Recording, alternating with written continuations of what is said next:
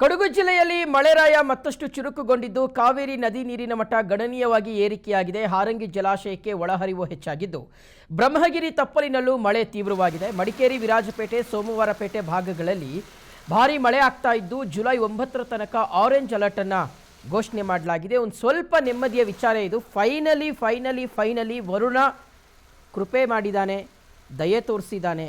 ಕೊಡಗು ಜಿಲ್ಲೆಯಲ್ಲಿ ಮಳೆ ಚೆನ್ನಾಗಿ ಆಗ್ತಾ ಇದೆ.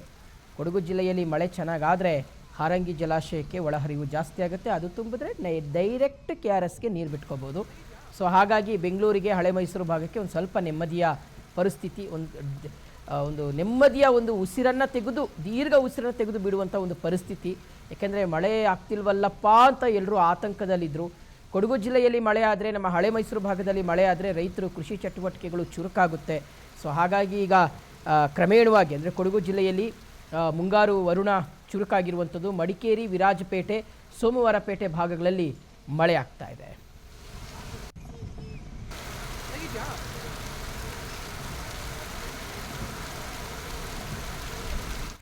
ಕೊಡಗಿನ ಸೋಮವಾರಪೇಟೆಯಲ್ಲಿ ಮಳೆ ಅವಾಂತರವೇ ಸೃಷ್ಟಿಯಾಗಿದೆ. ಗಾಳಿ ಮಳೆಗೆ ಮನೆಯ ಮುಂಭಾಗದ ತಡೆಗೋಡೆ ಕುಸಿದು ಬಿದ್ದಿದೆ.